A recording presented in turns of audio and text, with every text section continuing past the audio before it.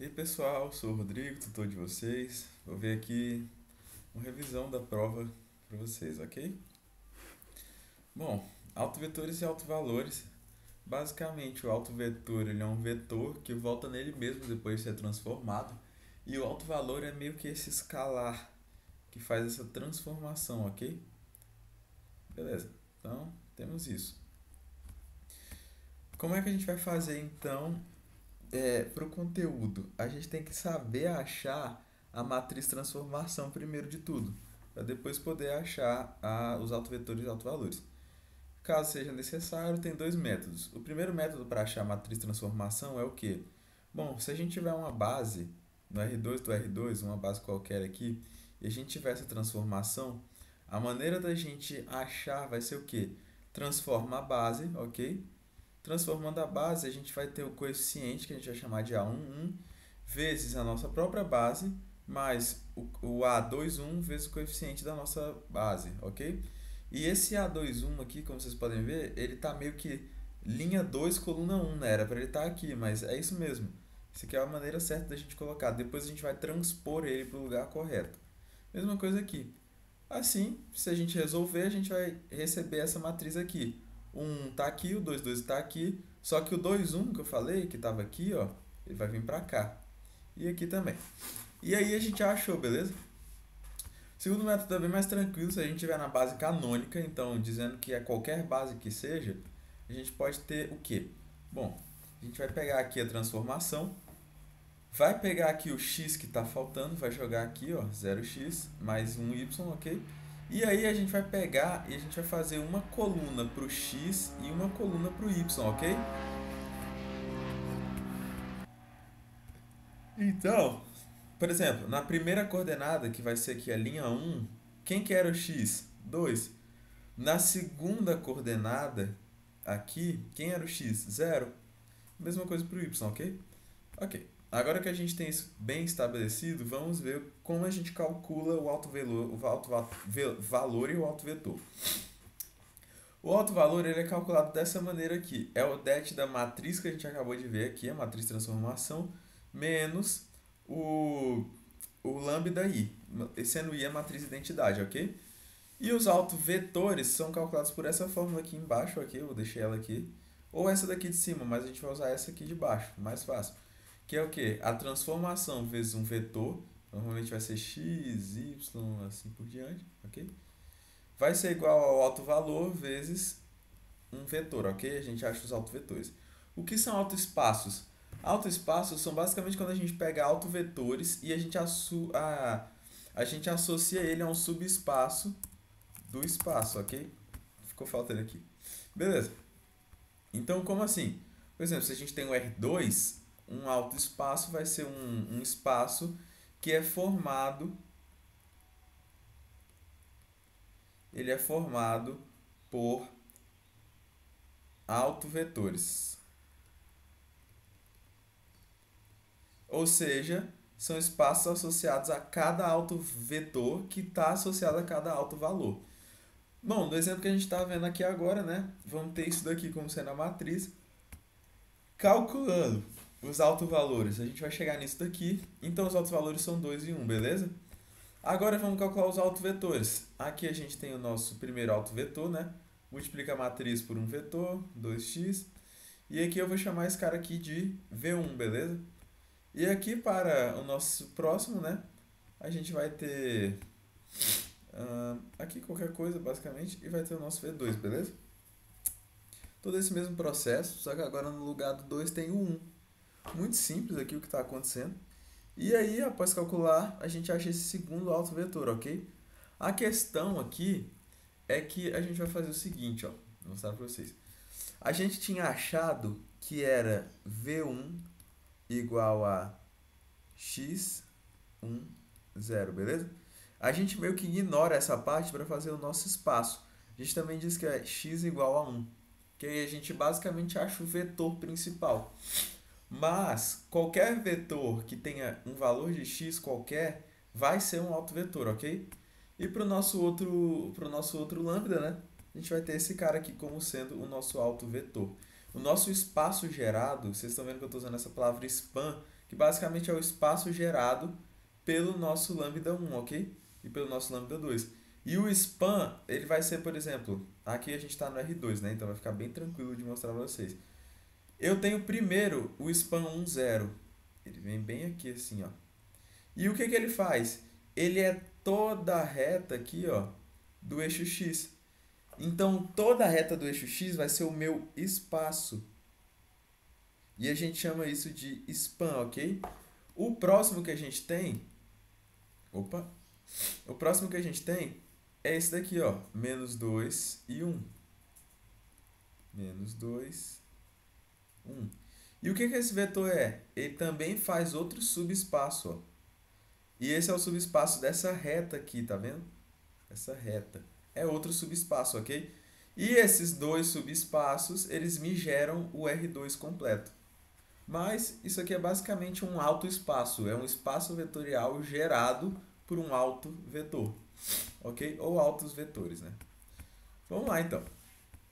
Próximo conteúdo aqui é diagonalização, ok? E a diagonalização, ela é uma maneira de você transformar uma matriz em matriz diagonal.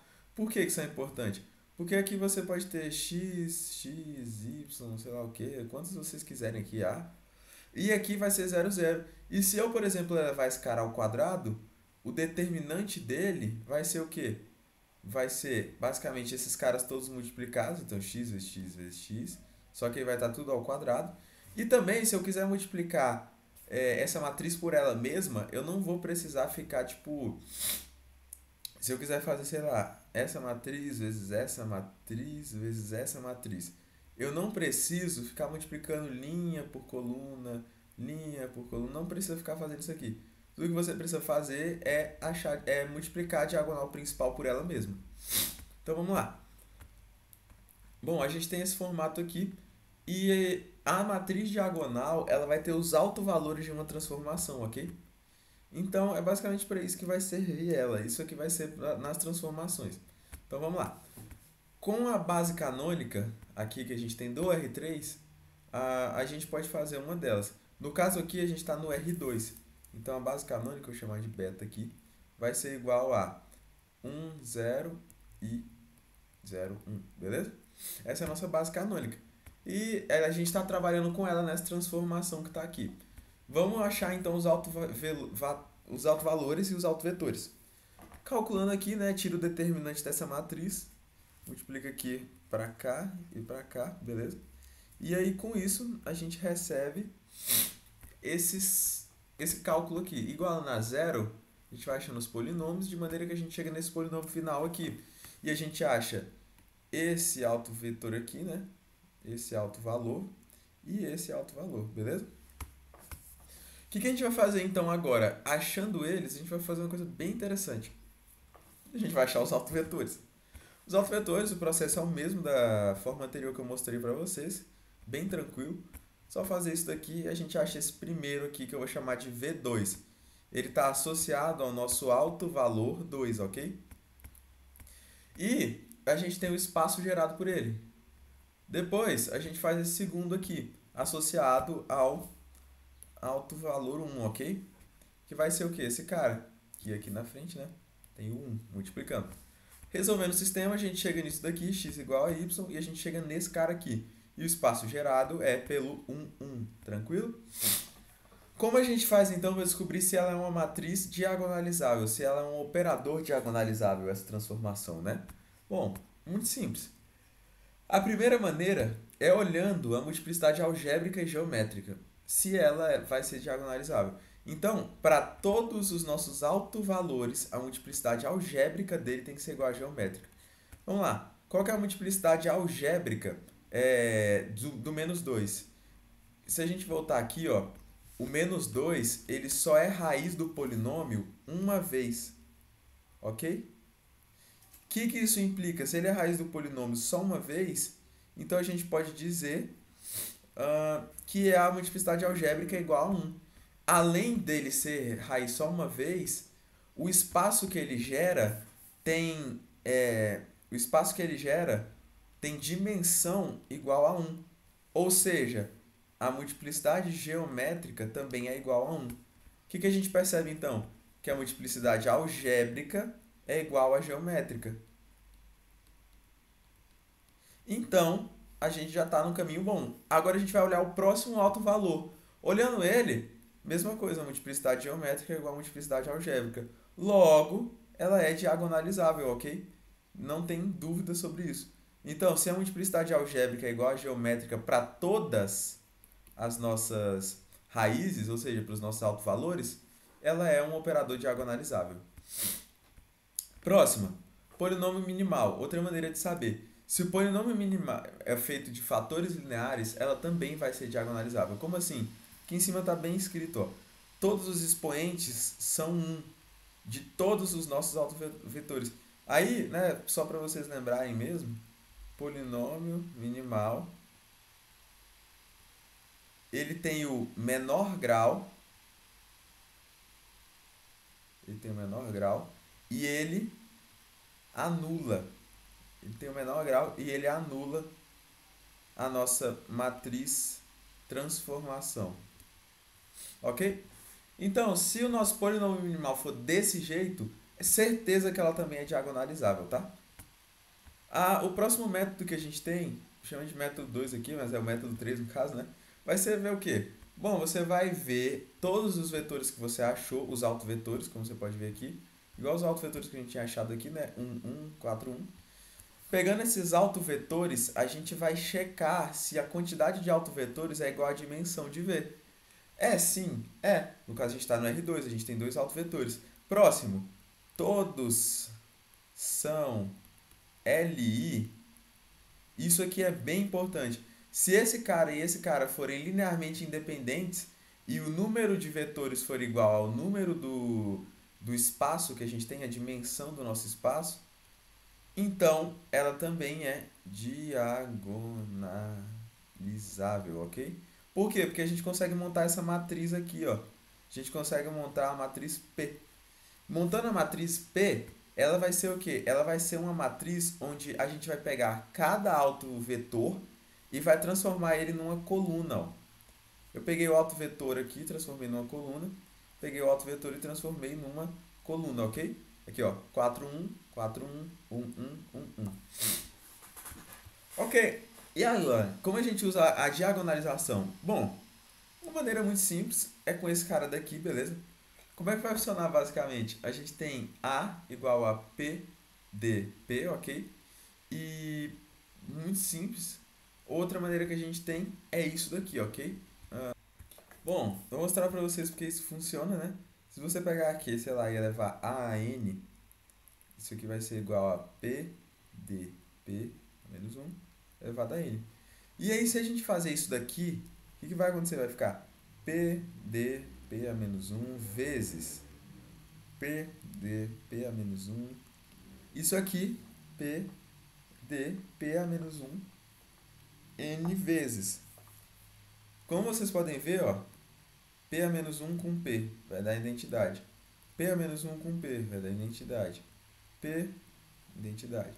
Vai sobrar o quê? Vai sobrar P vezes D elevado a N vezes P a menos 1. Isso aqui é igual a A elevado a N. Assim a gente calcula rapidinho qual que é uma potência dessa transformação. Bem simples, né? Tranquilo. Então vamos lá. Se a gente fazer esse processo, só para provar para vocês que realmente funciona, se eu usar essa fórmula, eu vou achar a matriz diagonal. E o que é interessante, essa matriz eu fiz usando o autovetor 1 e o autovetor 2, ok? Por que isso é legal?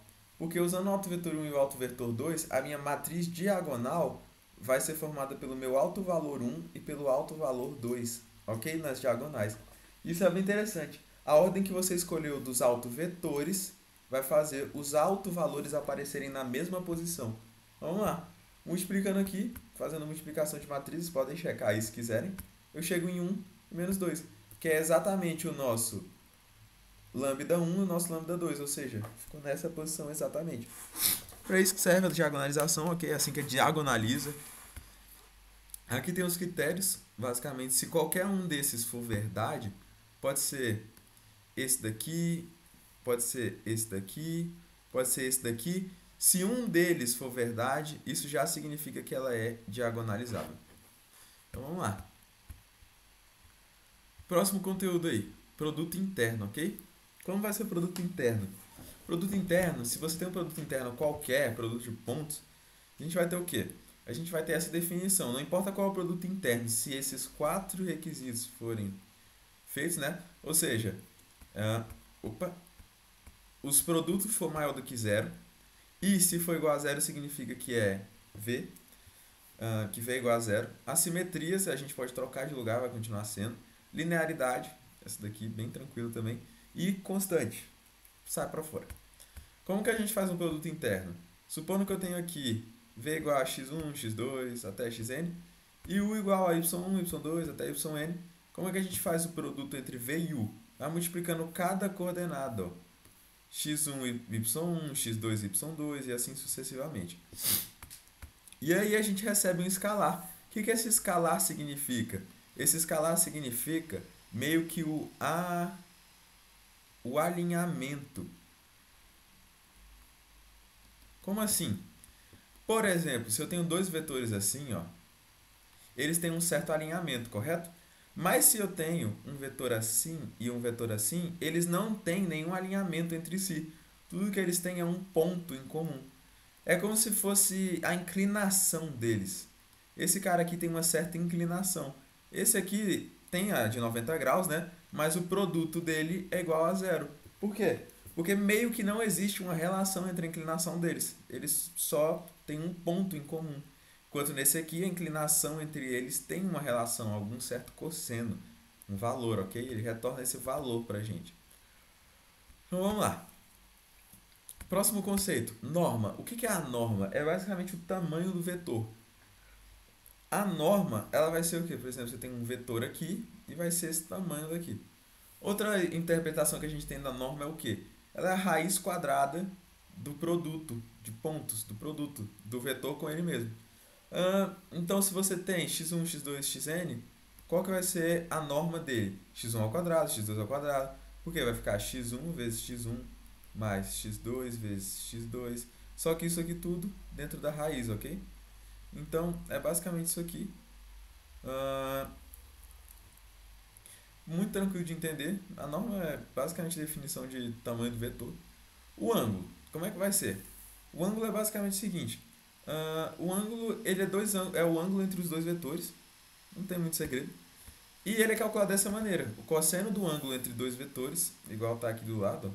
Então, se você tem dois vetores aqui, o ângulo entre eles, o cosseno desse ângulo vai ser o quê? Vai ser o produto interno dividido pelo produto entre a norma de um e a norma do outro, ok? Então, outra coisa que a gente pode inferir. Se o cosseno é igual a zero, significa que eles são ortogonais. E se ele é igual a zero, o que a gente vai perceber? Bom, um vetor e outro vetor, eles não são nulos. Eles são diferentes do vetor nulo. Se eles são diferentes, a norma deles é diferente de zero. Então, a única coisa que pode ser zero é essa parte daqui, ok? É o produto interno. Ou seja, toda vez que dois vetores são ortogonais, o produto interno deles é igual a zero. Beleza? Ok? O que é um vetor ortonormal? São dois vetores que, além de serem ortogonais, eles têm o tamanho igual a 1. Ou seja, a norma deles é igual a 1. O que a gente tem de exemplo? O I e o J, por exemplo, aqui ó, no R2, a gente trabalha muito com isso na física. O I vai ser esse vetor daqui e o tamanho dele é 1 e o J é esse aqui. E eles são perpendiculares, ok? E aí o ortonormal é muito importante, porque, por exemplo, se você está trabalhando aqui no R2 e aí você tem dois vetores nada a ver que são base aqui, você pode achar neles dois vetorizinhos aqui que são ortogonais e unitários. E como a gente faz isso? Como a gente faz para descobrir um I e J em qualquer base? Usando o método de Gram-Schmidt, ok? Ele basicamente vai achar pra gente aqui, eu coloquei um desenho mais ou menos. Imagina que esse rosa aqui é a nossa base, ok? A gente achou essa base aqui no R2.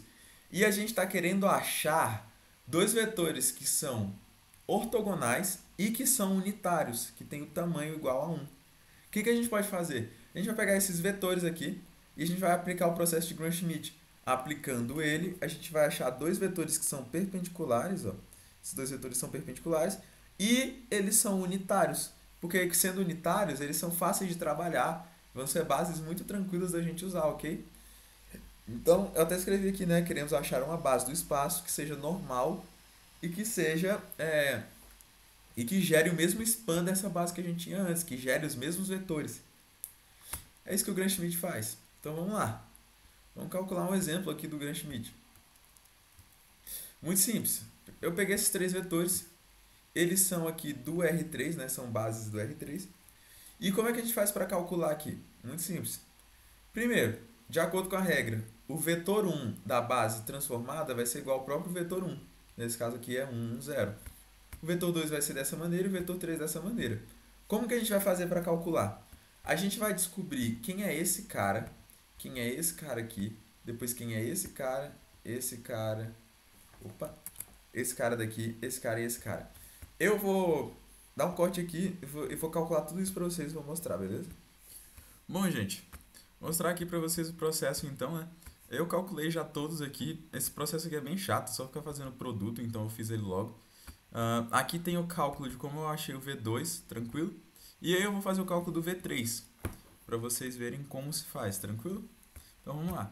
A gente sabe que o V3 ele vai ser igual ao V3', ele vai ser igual ao V3 menos o produto de V3, V2'. Um jeito que eu uso para lembrar, gente, é que é tipo decrescente, ok? Como assim? Basicamente, a gente vai saindo, ó. Primeiro a gente vem do 3, vai pro 2 e depois vai pro 1. Se fosse 4, ia ser 4, 3, 2, 1. Vocês vão ver o que eu tô querendo mostrar aqui. Aqui V2', né? Deixa eu apagar aqui. Aqui V2', menos V3, V1', V1', V1', vezes V1'. Vê se vocês enxergam o que eu estou dizendo, olha. Aqui a gente tem o V3, aí depois tem o V2' e o V1'. E aí o V2', ele aparece aqui e o V1' aparece aqui. E é sempre dividido por esse cara aqui pela norma dele, né? V2', só que a norma dele é ao quadrado. Basicamente, se fosse o 4, ia ser a mesma coisa. Ia ser V4 menos. Aí seria o produto de V4, V3', e aí V2, V1 e assim por diante, ok? Sendo que a primeira coordenada do produto aqui em cima vai ser sempre esse cara aqui, V3. Tranquilo? Então vamos lá. Vamos substituir então. Eu fiz todos os cálculos, né? Isso aqui vai ser igual ao nosso próprio V3, que é 0, 1, 1. Então vai ficar 0, 1, 1, beleza? Menos, quem é o nosso V3, V2? Tá aqui, é meio, então, meio, ok? Dividido pelo nosso V2 ao quadrado aqui, V2, V2, que vai dar 3 sobre 2. Isso aqui multiplicado pelo nosso próprio V2, que era meio menos meio, 1. Tranquilo? Tá ali em cima.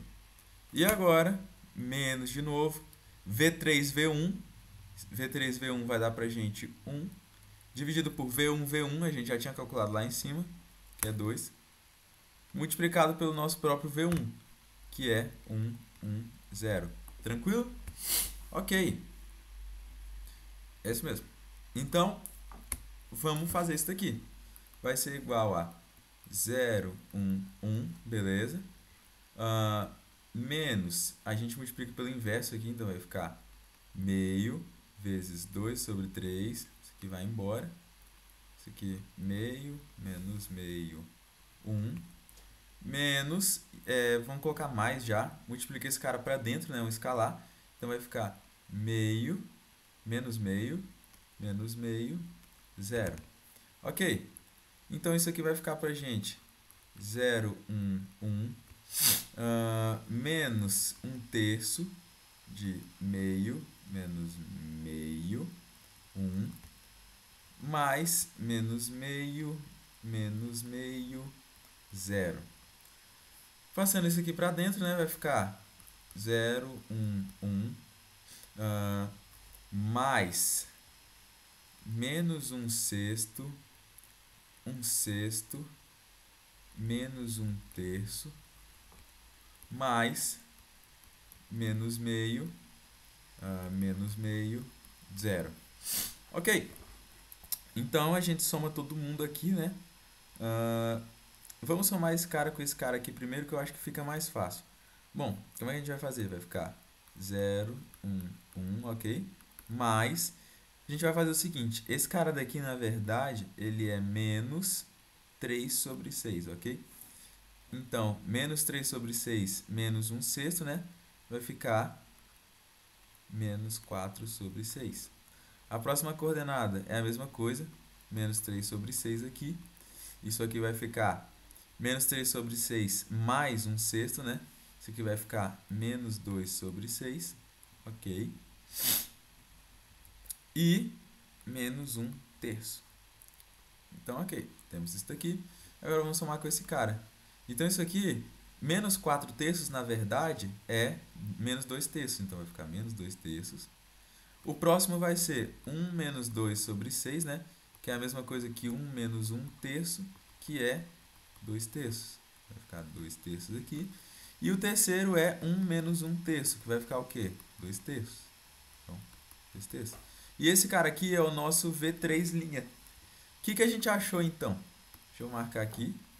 Deixa eu marcar esse cara. E a gente vai pensar o seguinte, ó. O nosso V3', ele vai ser igual a isso aqui, né? O nosso V2', ele vai ser igual ao quê? O nosso V2', a gente calculou aqui em cima, vai ser meio, menos meio e 1. Então, vai ser meio, menos meio e 1. E o nosso V1' vai ser igual a 1, 1, 0. Ok? Tá, e agora? Como a gente pega esse cara daqui, ok? E a gente ortonormaliza ele. Como é que a gente transforma ele em vetor unitário? Vamos lá, então. Para transformar esse cara aqui em vetor unitário, a gente vai usar uma técnica bem interessante. Como assim? Imagina o seguinte, imagina que eu tenho um vetor U qualquer, ok?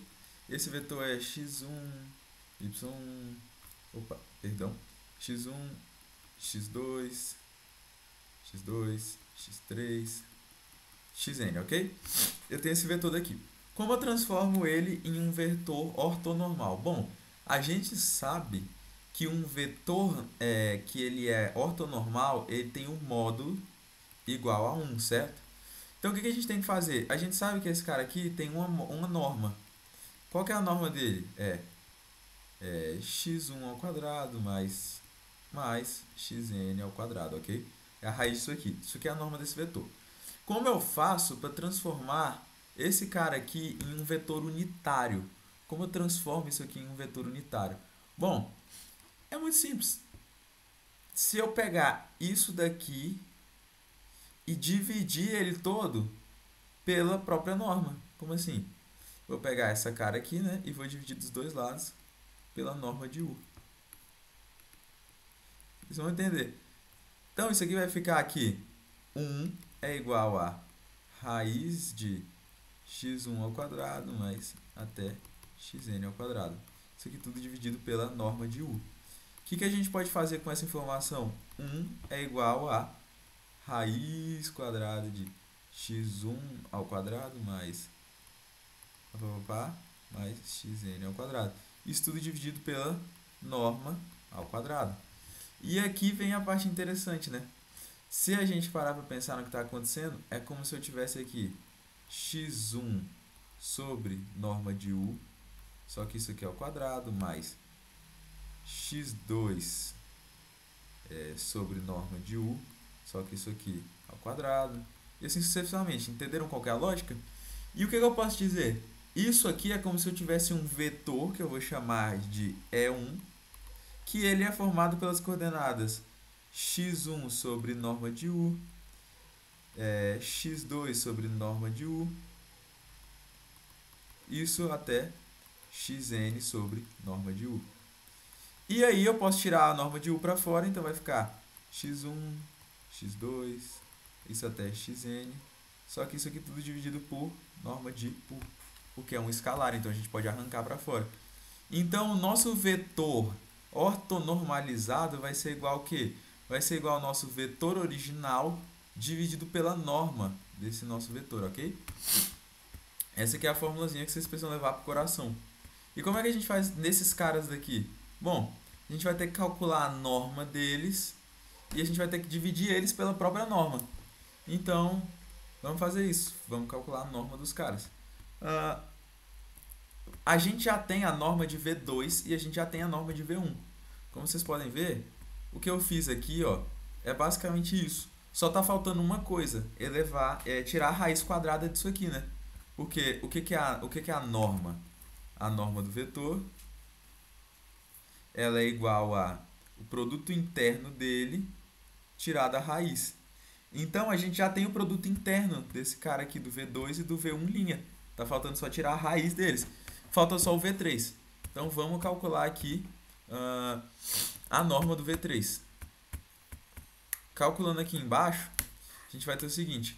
A norma do V3' vai ser igual a raiz quadrada de menos 2 terços ao quadrado mais 2 terços ao quadrado mais 2 terços ao quadrado. Isso aqui vai ser igual a raiz de 4 sobre 9 mais 4 sobre 9 mais 4 sobre 9, ok? Isso aqui então vai dar pra gente, conserva o denominador, né? 4 mais 4 mais 4, 12 sobre 9, ok? Então, isso aqui pode ser simplificado como 4 sobre 3. Dividido todo mundo em cima e embaixo por 3.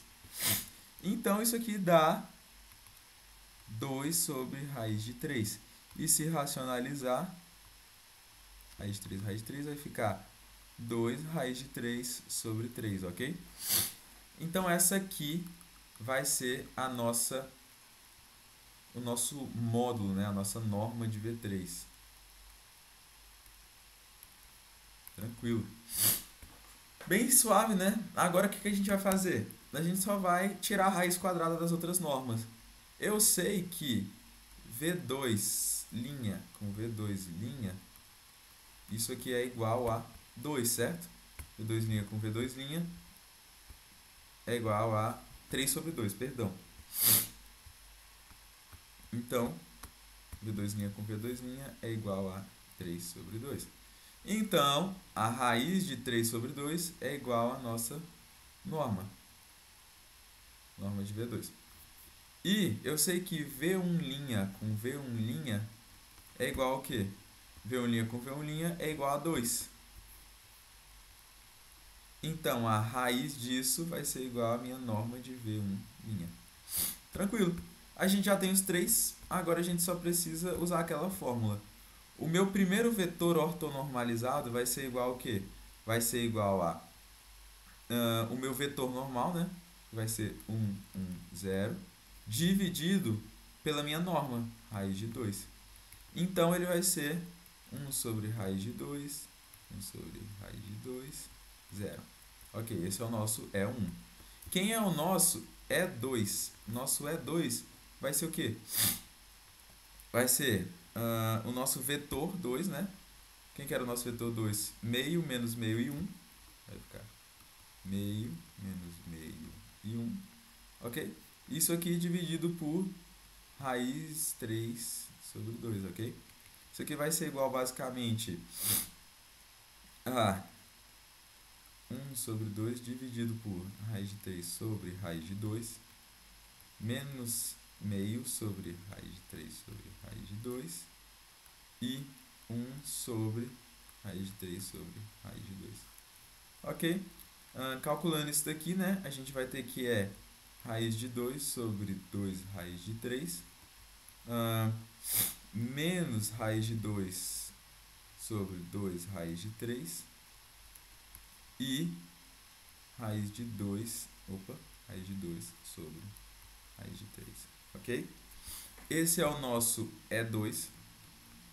E o nosso E3, ele vai ser o quê? O nosso E3 vai ser o vetor 3, né? A gente tinha achado, que é esse cara daqui. Então, vai ser você. e a gente vai dividir ele pela própria norma. Qual que é a norma do nosso vetor 3? A norma do nosso vetor 3 é 2 raiz de 3 sobre 3. Então, dividido por 2 raiz de 3 sobre 3. Se a gente passar isso tudo para dentro, né, vai ficar menos 2 terços sobre 2 raiz de 3 sobre 3. 2 terços sobre 2 raiz de 3 sobre 3. E 2 terços sobre 2 raiz de 3 sobre 3. Ok. Efetuando esses cálculos aqui, né, a gente vai receber que vai ser 3 sobre 2 raiz de 3 vezes menos 2 sobre 3. 2 sobre 3 vezes 2 raiz... 2 sobre 3 vezes 3 sobre 2 raiz de 3. E aqui, 2 terços vezes 3 sobre 2 raiz de 3. Ok? Bom, a gente pode cortar 2 com 2 aqui. Cortar 2 com 2 aqui, 3 com 3 aqui. Pode cortar 3 com 3, 2 com 2 aqui, ok? Aqui dá para cortar 3 com 3. Então, isso aqui vai ficar para a gente menos 1 sobre raiz de 3. 1 sobre raiz de 3 e 1 sobre raiz de 3. Isso aqui vai ser igual ao nosso E3. Então, qual que é a nossa, vou colocar aqui, base ortonormal? Ela vai ser basicamente todos esses vetores que a gente achou. O E1 vai ser 1 sobre raiz de 2, 1 sobre raiz de 2, 0. Ok? A nossa próxima aqui vai ser raiz de 2 sobre 3, raiz de 2 sobre 2 raiz de 3, raiz de 2 sobre 2 raiz de 3. Vou até copiar isso daqui, porque tá ruim a situação aqui. Vai ser isso daqui, basicamente. Aqui, tranquilo. Beleza? A gente tem esse cara aqui como sendo o nosso segundo. E o nosso terceiro. Vou apagar isso daqui. O nosso terceiro vai ser menos 1 sobre raiz de 3. 1 sobre raiz de 3. 1 sobre raiz de 3. E a gente fechou aqui a nossa base ortonormal, tranquilo? Bem suave isso daqui, gente.